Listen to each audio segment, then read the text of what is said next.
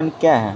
तो वह विज्ञान मापन क्या है? वह विज्ञान जिसमें हम ज्ञात करते हैं कि दी हुई राशि उपयुक्त मानक का कितनी गुनी है, मापन कहलाता है। जैसे कि किसी छड़ की लंबाई 10 मीटर है, अर्थात छड़ की लंबाई मानक मीटर की 10 गुनी मापन संख्या मानक इकाई कहलाती है।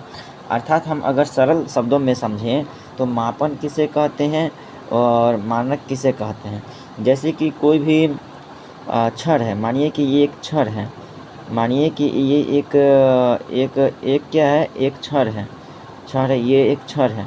मानिए कि एक ये छड़ है जिसकी लंबाई क्या है, जिसकी लंबाई मान लीजिए कि 2 सेंटीमीटर है, जिसकी लंबाई 2 सेंटीमीटर है।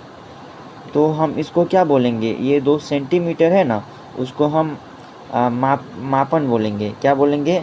मापन बोलेंगे। जैसा कि यहाँ दिया हुआ है मापन, तो इसको मापन बोलेंगे। और जो ये संख्या है ना, संख्या, उसको हम क्या बोलेंगे? इसको हम संख्या बोलेंगे, संख्या बोलेंगे। तो मानक यानी इसमें बताया गया मापन, तो किसी भी वस्तु को या किसी भी छड़ को मापने की जो इकाई होती है ना, वही मानक कहलाती हैं। फिर आगे हम देखते हैं भौतिक राशियाँ। वे सभी राशियाँ जो एक संख्या द्वारा व्यक्त की जाती हैं या की जा सके तथा उन्हें प्रत्यक्ष रूप से नापा जा सके, भौतिक राशियाँ कहलाती हैं। यानी कि जैसे हम अभी देखे हैं कि एक छड़ है और इसको हम प्रत्यक्ष रूप से मापे हैं। कोई भी 2 सेंटीमीटर मान लीजिए इसका लंबाई है, तो हम प्रत्यक्ष रूप से मापे हैं ना, और ये निश्चित है कि भाई 2 सेंटीमीटर है, वह जा सके, भौतिक राशियाँ कहलाती है। उदाहरण के लिए लंबाई, द्रव्यमान, ताप, चाल, बल तथा समय आदि भौतिक राशियाँ हैं। जैसे कि हम समय को मापते हैं, सेकंड में मापते हैं।